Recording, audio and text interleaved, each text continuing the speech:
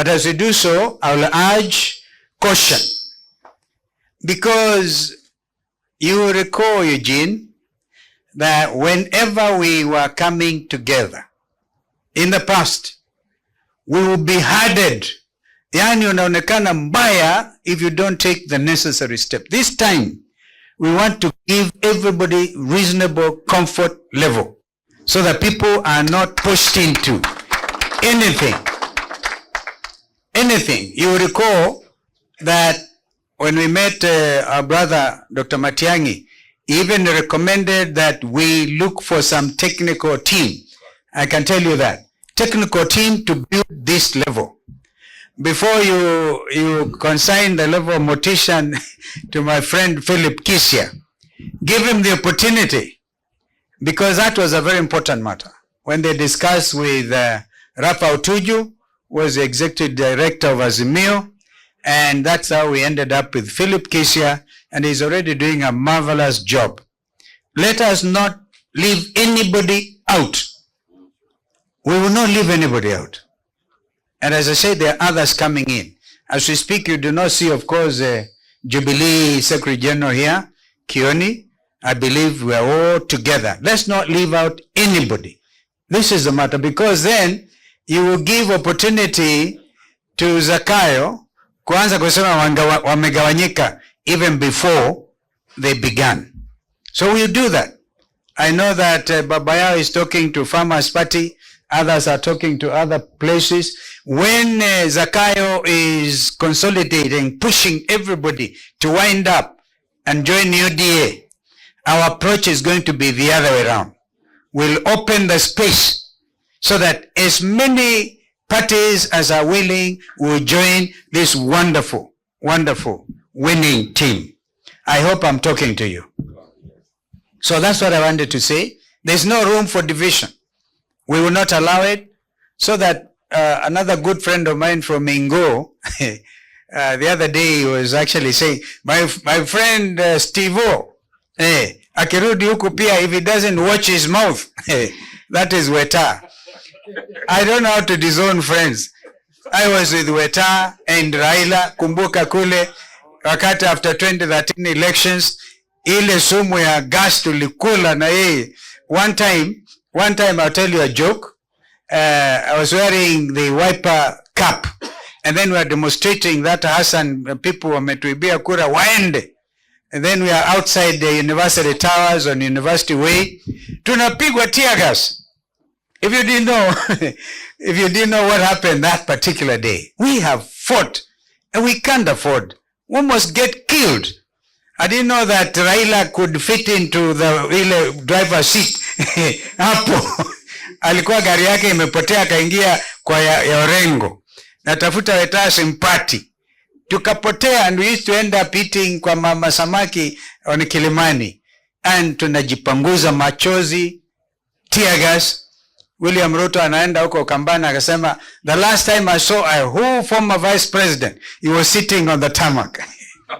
It's time now to sit on the tarmac. Tukiendelea namna hii. Pia yeye akule dust kidogo. And this is for the good of this nation. I believe it strongly.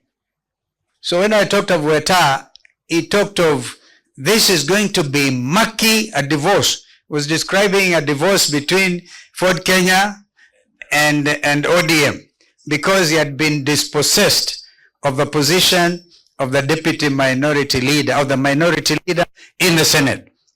Maybe he actually accomplished that. He was very, very, very noisy about it. So we are going to do things differently within whatever remains of Azimio.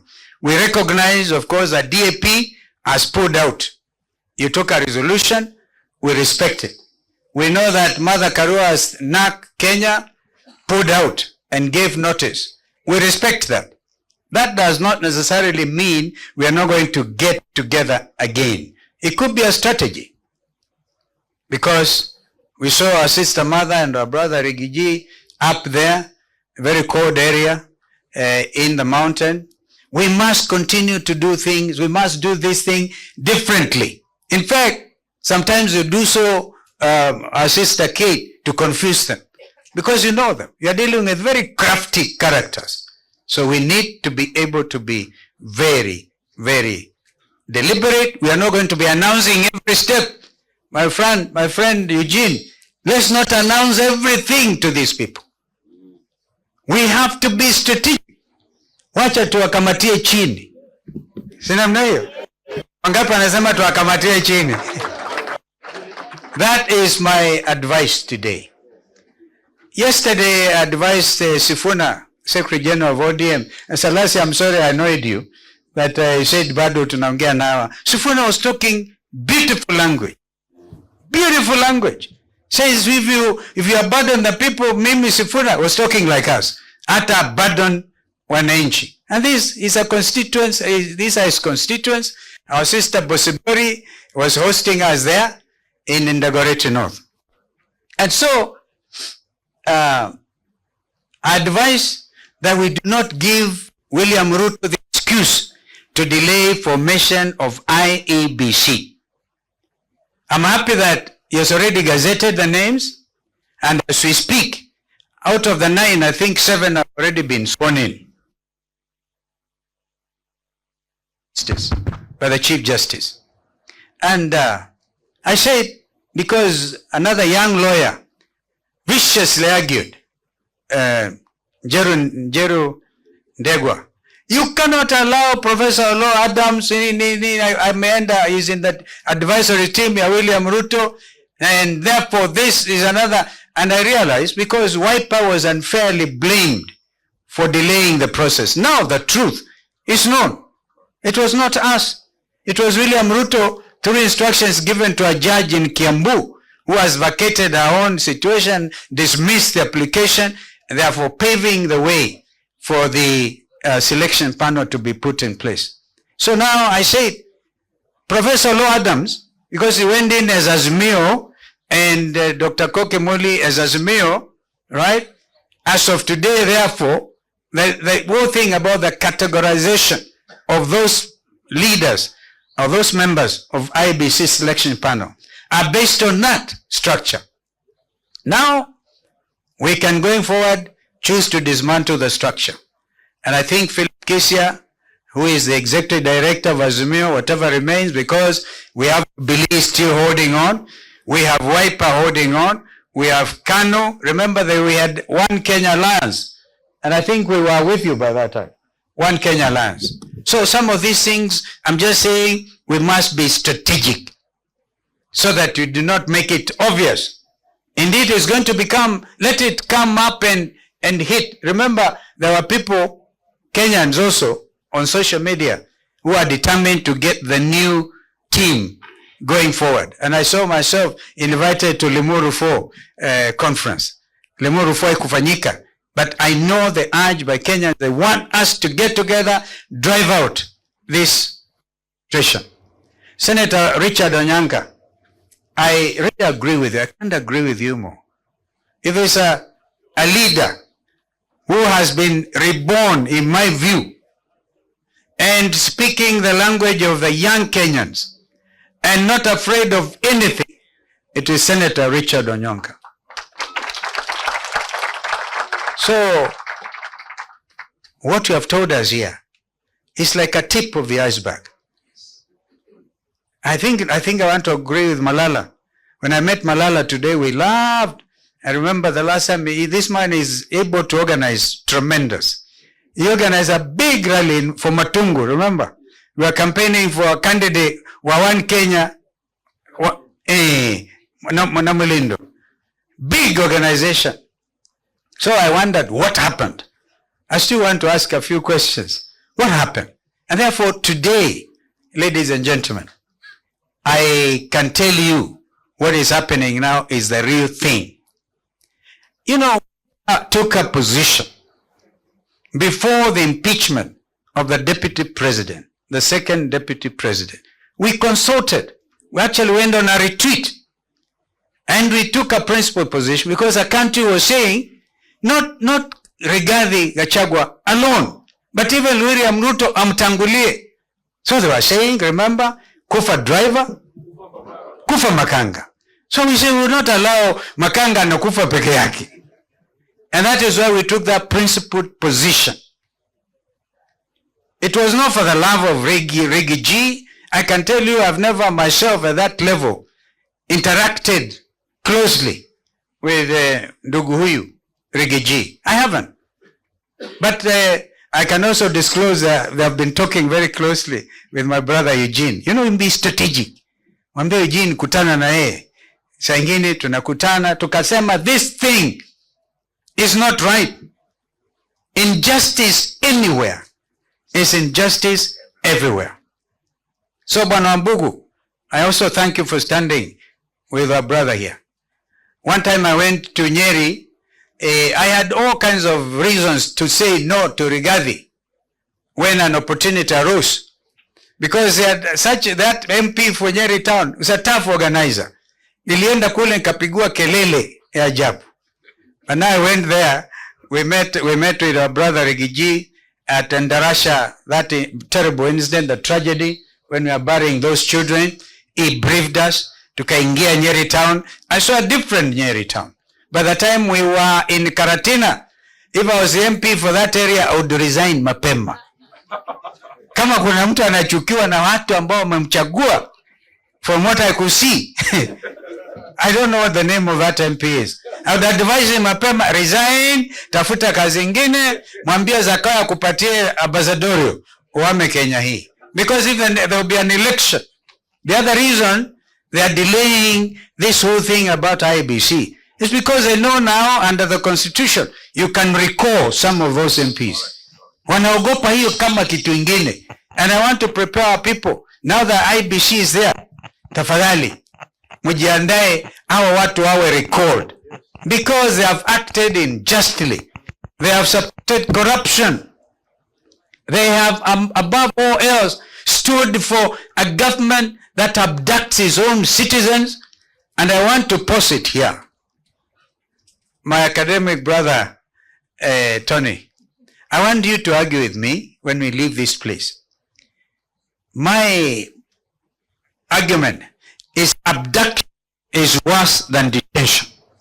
At least wakati wa detention ulikuwa na kitu inakuwa signed, unaweka mahali. Abduction, it is something terrible. It's a crime against humanity. Therefore, Cleophas Malala, I agree with you. Are we going to wait? Tunaimba kuwa 2027, ukutafikika jameni namna hii, with people abducting Kenyans. Mama mzee Joki complaining about SHA. Trying actually to advise them, this thing is not working. You send 20 policemen to abduct a Kenyan mother against all known humanitarian and international statutes relating to the freedom of the person. In other words, this administration, Ruto, has overthrown the constitution. So how can you live with a government and unaamini 2027, which has already overthrown the constitution? That is the problem I have, Tony. I have that problem. Let me now tell you this. Even as IEBC selection panel wameanza kazi yao, do you know that the secretariat of IEBC, led by somebody, Marjan, I don't know the name, Marjan or somebody, is getting instructions from the former Commissioner Molu, who is Ruto's advisor in State House. Now, let me get that document, ndugu yangu. They have already put a tender to procure for the next 3 years without an IEBC commission in place. It's already on their website. Yeah? Some of it is closing time at 1 o'clock on the 29th January 2025. They're already in a hurry. And it's like this is a test case. If we don't stop them now, we are telling IEBC Secretariat, you will not move one step. We'll come for you if you try to do this. You must wait for a properly constituted IEBC. That is where Azimio lost it, by the way. Remember, they procured a printing farm in Greece By the time kina Uhuru na hao wengine walileta the extra 4, remember the Cherera 4, they were there, hawajui what is happening, things had already happened, they had procured materials in advance of these people arriving. So this time, we cannot afford, in my view, to allow these people any space to manipulate, to steal, to mess up with 2027. That's why some of them are saying they know how to manufacture presidents in excess of 24 years. And they also know, they even say blindly, I mean boldly, that they will make sure even if wameshindwa, wataibuka hawajashindwa. If we are in this country and we all belong in it, we must really stand very, very strong.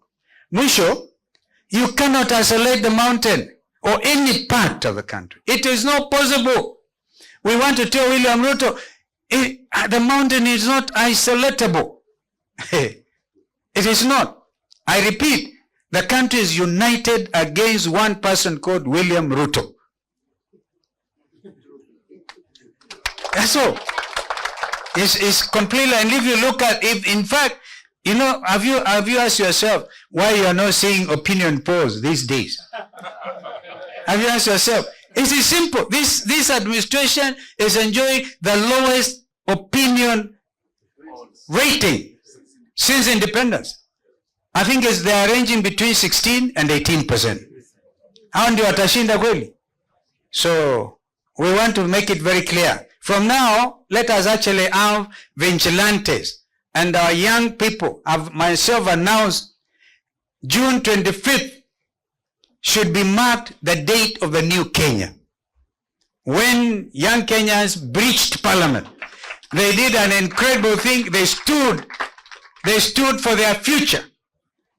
And it's not that they could not get rice where they were coming from. Waheshimiwa mulikimbia mkawachia bunge, wakajienjoy kidogo. If it was not for the tunnel, they would have, and these young men are so decent, they would not have messed you up. But instead, we visited with Eugene and other colleagues.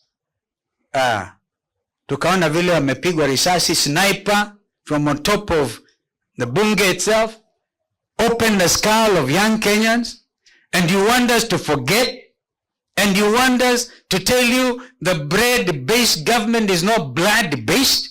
You surely don't believe it is still blood-based? Therefore, the 25th of June will go down in the history of this country as a truly revolution day. And I think we have to accept it, give it to the young people, that they could not have died in vain. That unakumbuka 25th, the other day, they could not even be allowed to hold vigil. We'll stand with them. Not because of anything, but because it is the right thing to do. I want to conclude so that I can welcome our brother, Rigiji,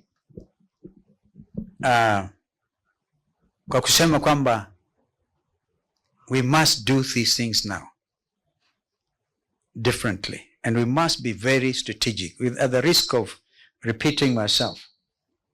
And there's no two-way traffic about this matter. From today, the vigilante teams, any careless utterance by Kenya Kwanza administration, kama hii ya governor, of all the people, I could not believe Otuoma could say that. Let Otuoma know I'm coming to Busia. I'm coming to Busia. Oh yes, I will come to Busia. And nothing will happen to me, because he dare not cause violence. If he thinks he is helping William Ruto, that is the day the whole international community will close ranks. I will say, Kenya, you're on your own. Remember, we keep on saying we are against the Haiti mission. Kama kuna kitu moja inatatiza even election ya Raila for AU, it is this thing about Haiti. Anaulizwa na African heads, how can an African country go and kill blacks in a faraway country? Because you see, Tinga is a candidate of the Kenyan government. It's a Kenyan, and that's why we agree with Salasia. We will help him, we pray for him, to get this thing. But so that I can quickly conclude, we document every careless statement. And Kenyans are wonderful. Forward every careless statement to the ICC. That is the only language William Ruto understands. So if you want to isolate the mountain will report you and all of us for crimes against humanity. We will cite you and we will follow these things to their logical conclusions. Haya ndio matamshi yangu, as I congratulate once again DAP Kenya. Huyo wakati umefika. If there is no alcohol, mimi itafanya demonstration pale outside because watu wamechoka. And once again, our brother Mheshimiwa Gachagua, stay firm. It is your democratic right to be heard. There are those who have already assumed that he's out of any situation because of impeachment. And as a senior counsel, I can tell you what happened on the floor of the Senate on that impeachment. Any magistrate, any judge properly directing his mind will know that was an improper impeachment. And that's why we stood with you. Karibu sana ndugu. Karibu. Thank you.